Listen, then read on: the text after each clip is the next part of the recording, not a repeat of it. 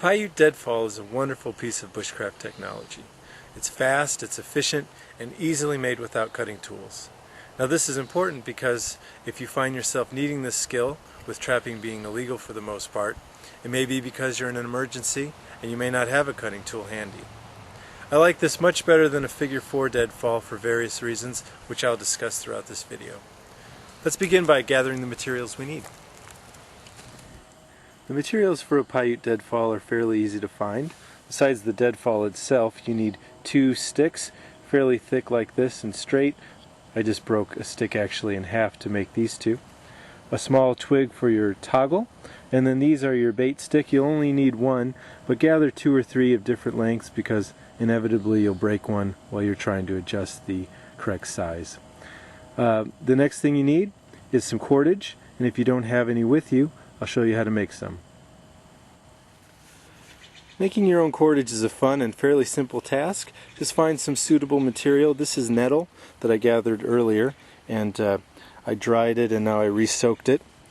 And all you have to do to make cordage is you want to spin your material in the same direction until it kinks like so. This is the middle of my strand. And now I'm just going to roll both sides of my nettles just to sort of train them a little bit into the right shape. And now you roll like this, holding the V, and when it gets nice and tight you let go and you'll see it starts to form cord all by itself. And then grab where it stops and do it again. Okay? And you keep doing this until you have enough. Now attach your cordage to one of the sticks. I'm going to use just a simple round turn and 2 half hitches. All I'm doing now is making an indentation in the top of my upright, and I'm just using the rock. If you had a knife or a spoon knife, of course this would be a lot faster and easier, but this will work fine. And I just want to make a little spot for that other stick to rest right there. And once this is done, you're ready to set it up. Right, now it's time to put all this together. Once you make these for a while, you get an idea of how long your cord has to be, which lets you just slip in the toggle like so through the end loop in your nettle cordage. That way you don't have a big obtrusive knot there on the end. Now you want to find a nice balance point to your deadfall. That's a common problem with deadfalls, is that a lot of times they'll fall to one side or to the other. Okay, so you want to be sure that when you do this that you have a good sort of center mass and that is nice and sturdy. Also, with this type of old school Paiute trap, this upright isn't straight up and down, it's angled like so. And you put this other stick like this, replace it with your deadfall like so, and that should form about a 90-degree angle like that. The toggle trigger on the cord then goes around the upright like so, and now the bait stick fits between this toggle and the back of your deadfall.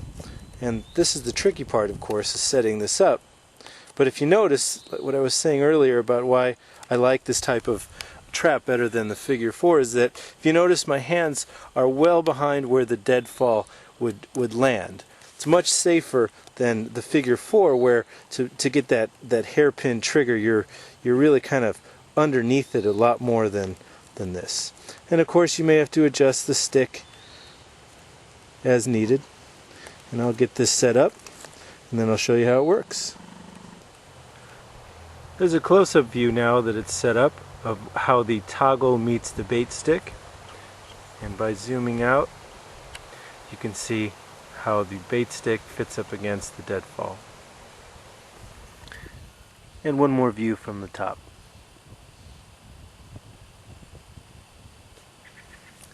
The only thing left to do now is to spring it. And another one of my favorite things about this trap, in addition to being easy to set up without cutting tools, and the fact that you can set up that trigger mechanism without putting your hand in harm's way, is that the trigger is very, very sensitive, especially coming from the downward angle, where figure 4, it's a little bit harder to get that to work right. So I'm going to just take this lightweight stick here, dead twig, and show you how it works. Well, that about covers it. Please use this information wisely and only when you're in dire need. If you use a cardboard box instead of a heavy object, this trap can be a non-lethal means of catching mice and letting them go later. You'll feel better, and so will the hawks.